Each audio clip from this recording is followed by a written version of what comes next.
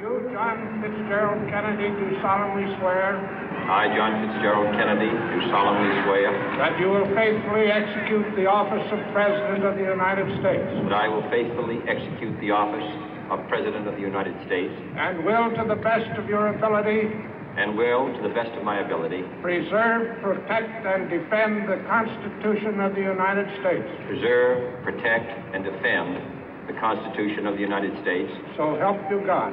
So help me God.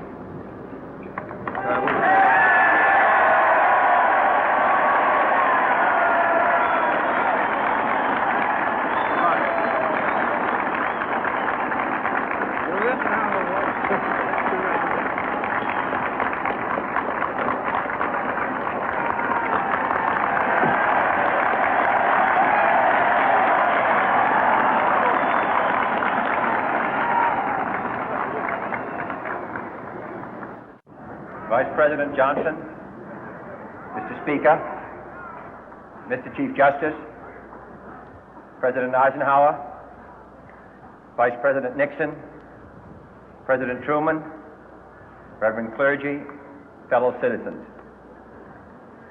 We observe today not a victory of party, but a celebration of freedom, symbolizing an end as well as a beginning, signifying renewal as well as change. For I have sworn before you and Almighty God the same solemn oath our forebears prescribed nearly a century and 3/4 ago. The world is very different now, for man holds in his mortal hands the power to abolish all forms of human poverty and all forms of human life. And yet the same revolutionary beliefs for which our forebears fought are still at issue around the globe. The belief that the rights of man come not from the generosity of the state, but from the hand of God. We dare not forget today that we are the heirs of that first revolution. Let the word go forth from this time and place to friend and foe alike that the torch has been passed to a new generation of Americans born in this century, tempered by war, disciplined by a hard and bitter peace, proud of our ancient heritage, and unwilling to witness or permit the slow undoing of those human rights to which this nation has always been committed and to which we are committed today at home and around the world.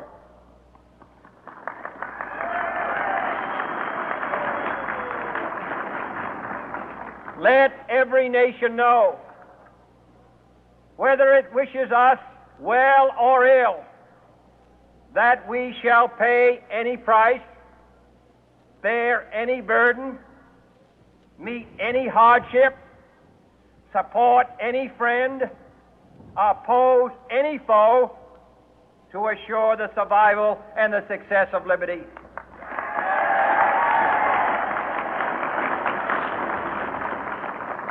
This much we pledge and more.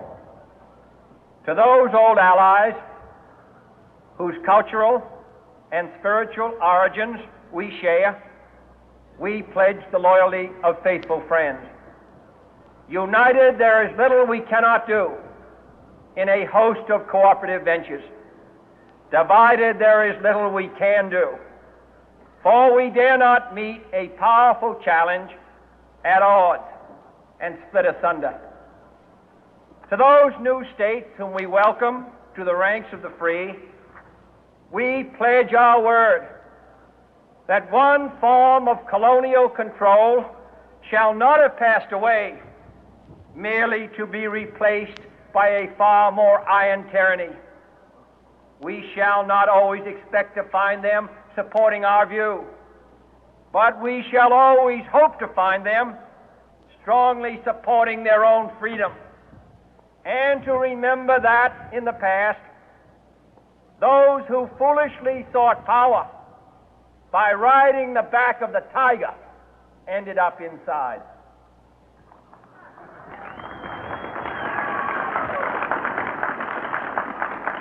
To those people in the huts and villages of half the globe struggling to break the bonds of mass misery, we pledge our best efforts to help them help themselves for whatever period is required, not because the communists may be doing it, not because we seek their votes, but because it is right. If a free society cannot help the many who are poor, it cannot save the few who are rich.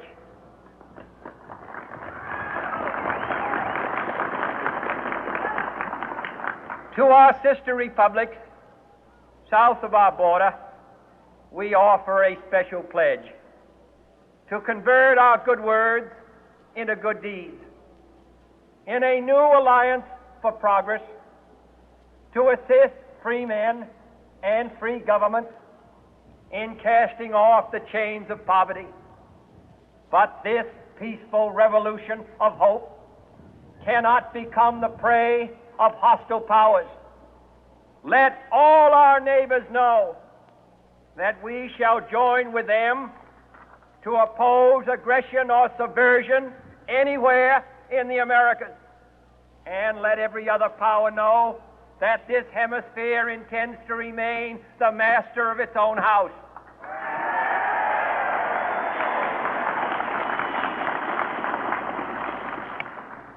To that World Assembly of Sovereign States, the United Nations, our last best hope, in an age where the instruments of war have far outpaced the instruments of peace, we renew our pledge of support to prevent it from becoming merely a forum for invective, to strengthen its shield of the new and the weak, and to enlarge the area in which its writ may run.